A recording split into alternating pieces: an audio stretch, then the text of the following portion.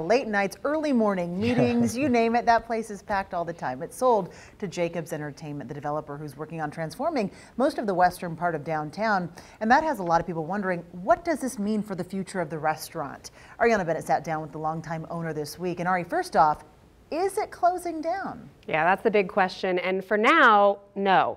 Jeff Payne, who has owned and operated the Gold and Silver for 33 years, will still be running the restaurant for at least the next 2. He says what happened is essentially a real estate transaction, so it's staying open just with a new landlord. But after 2 years, he says it's much less clear. It's just past the midweek lunch rush at the Gold and Silver. For more than 6 decades, this has been the spot where Renoites go for hearty breakfasts, diner burgers, and old-fashioned milkshakes 24 hours a day. But for Jeff Payne, it's been more than that. It's been a part of my family since as far back as I can remember. His father owned it before him, buying the property in 1962. He's seen it weather a lot of change through 2 expansions. So that was the first edition, this part in front and then going all the way back. A recession, a pandemic, even a visit from a celebrity chef. And now, as downtown Reno goes through its own big change. I'm ready to say, thank you, Reno, but I'm going to start doing some fun stuff. When Jeff Jacobs of Jacobs Entertainment first approached him, Payne turned him down.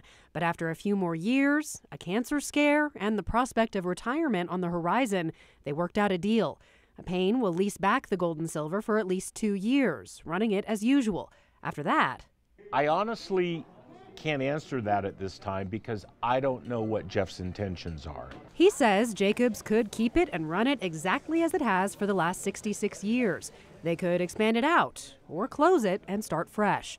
Jacobs Entertainment has mentioned a smoke-free casino at that site, which already has a gaming license. Payne says he won't know if the restaurant will close for another 18 months. And even though he's made his peace with the decision, it's bittersweet. It's going to be hard.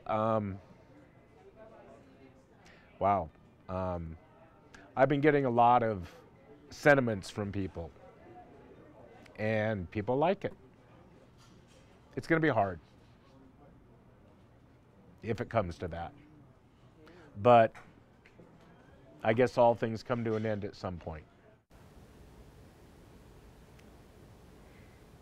Yeah, he says if Jacobs decides to close the Gold and Silver, he's promised to find all of his employees new jobs. He says he's already had other restaurant owners reaching out to him to let him know they're interested in his workers.